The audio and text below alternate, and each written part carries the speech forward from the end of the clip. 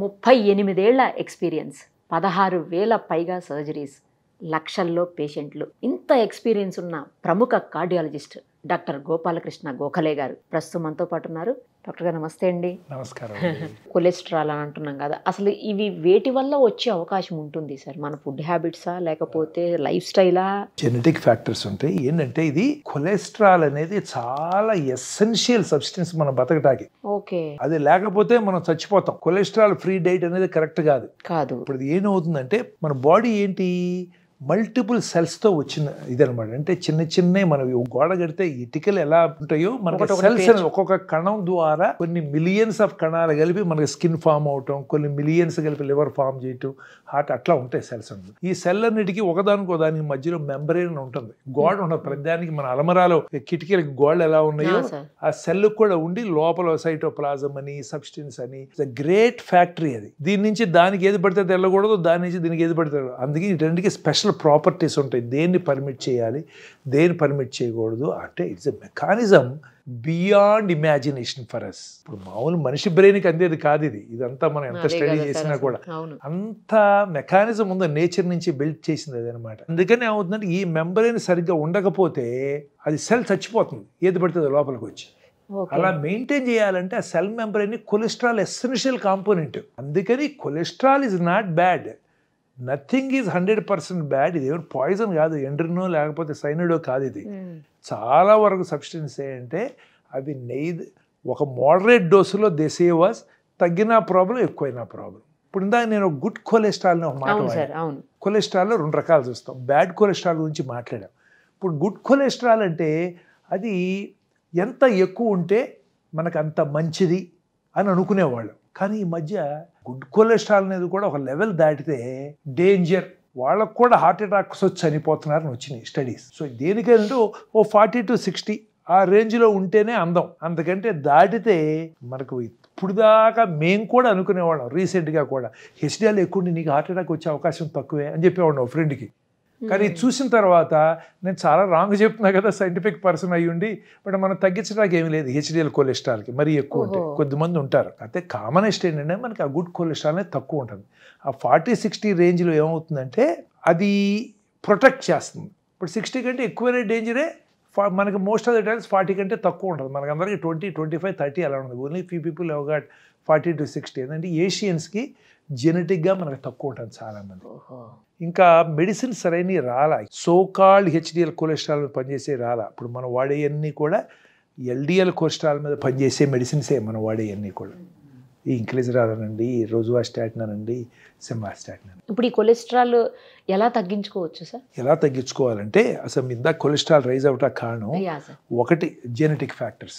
కొన్ని ప్రధానికి ఏంటంటే ఇది ఈ మెటబాలిజం ఆఫ్ ఫుడ్, మన తిన్న ఫ్యాట్ మెటబాలిజంలో ఫామ్ అవుతుంది. అది దాని మెటబాలైట్ చేసే ఎంజైమ్స్ తగ్గిన, ప్రొడ్యూస్ చేసే ఎంజైమ్స్ ఏదైనా ప్రాబ్లం ఉన్నా కానీ కొలెస్ట్రాల్ ఎక్కువ వస్తుంది. Genetic factor. ఫర్ ఎగ్జాంపుల్ లివర్లో బై బర్త్ కొన్ని ఎంజైమ్స్ ఉండవు, ఉన్నప్పుడు ఇలా చాలా కొలెస్ట్రాల్ ఉండదు, ఎల్డిఎల్ కొలెస్ట్రాల్ కన్వర్ట్ అయిపోతుంది, ఉండిపోయి చాలా పెరుగుతుంది. అట్లా జెనెటిక్ ఫ్యాక్టర్స్ కొన్ని ఉంటాయి. దానికి మనం నిజంగా చేయగలిగే తక్కువ ఇంక్లిజరాను ఇలాంటి ఏదైనా, లేకపోతే కొత్తగా వస్తున్నాయి కదా జీన్ ట్రాన్స్ఫర్స్ అని, అటువంటి వాటితో ఏమైనా హెల్ప్ ఉండొచ్చు. తర్వాత రెండోది వచ్చేది మెటబాలిక్ రీజన్స్ అంటారు. మెటబాలిక్ అంటే మన సిస్టమ్ అన్నీ పనిచేస్తున్నాయి కానీ కొన్ని హార్మోనల్ డిస్టర్బెన్స్ మూలాన మెటబాలిజం సరిగ్గా పద్ధతిలో వెళ్లకుండా ఎక్కువ produce. For example diabetes control లేదనుకో కొలెస్ట్రాల్ లెవెల్ పెరుగుతుంది. అలాగే థైరాయిడ్ గ్లాండ్ సరిగ్గా పనిచేయకపోతే కొలెస్ట్రాల్ పెరుగుతుంది.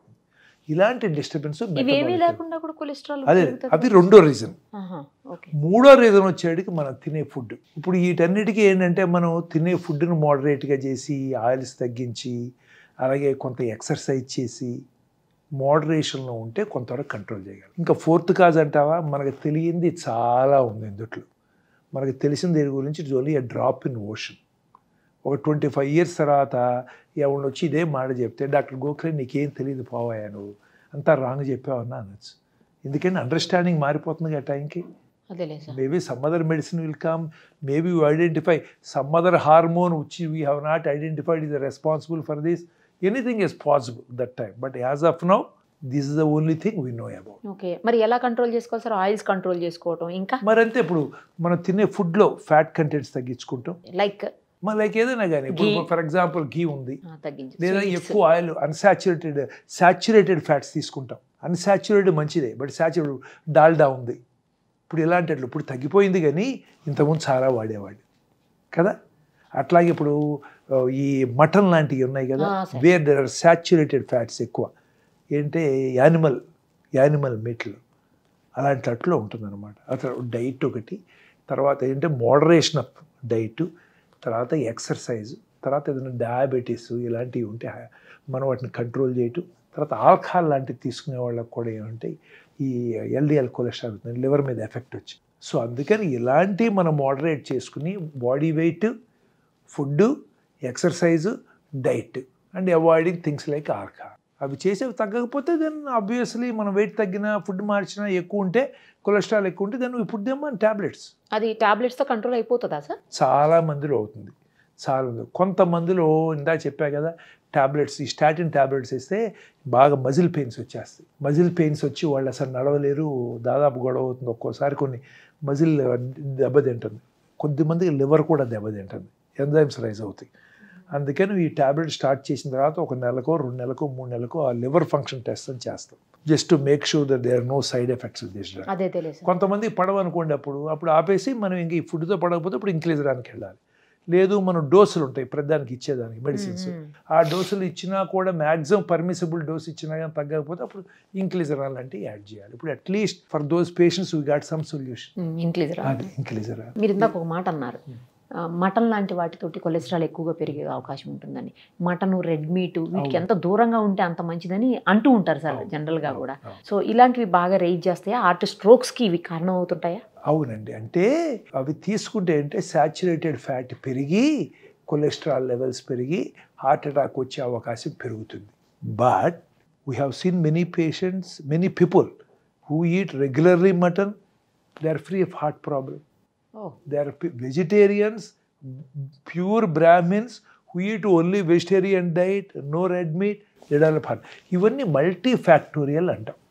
అంటే ఏమవుతుందంటే వీటిలో మన తినే ఆహార పదార్థం దగ్గర నుంచి, తాగే దాని దగ్గర నుంచి, ఎక్సర్సైజ్ దగ్గర నుంచి, జెనెటిక్ ఫ్యాక్టర్ ఇవన్నీ కలిపి మాడ్యులేట్ చేస్తాయి. అంతేగాని ఇది తినడం వల్లే వచ్చింది అంటాకి వీళ్ళు, ఇది తినకపోతే రాదు అస్సలు లేదు. ఎవరికి 1 + 1 becomes 3, 1 becomes 5, 1 + 1 becomes only 1. మనకి that is the body repair mechanisms చాలా ఉంటాయి మనకి. అందుకని ఏంటంటే మనకు తెలిసినంత వరకు కొన్ని ప్రివెంట్ చేయండి, తర్వాత రెగ్యులర్ చెకప్స్కి వెళ్ళండి అని చెప్తాం అనమాట. That is the only you can monitor. ఏదో రకంగా అయిపోవాల్సిందే కదా, అయిపోవాల్సిందే కదా. కాబట్టి ఏంటంటే ఏజ్ పెరిగే కొద్దీ సిస్టంలో తేడాలు వచ్చి ఏదో ఒకటి వస్తూనే ఉంటాయి. మనం మానిటర్ చేస్తే ఇంకొంచెం కంట్రోల్ చేసి ఇంకొంచెం లైఫ్ స్పాన్ పెంచడానికి అవకాశం, ఎక్స్టెండ్ చేసుకుంటానికి అవకాశం. Thank you sir, thank you so much. నమస్కారం.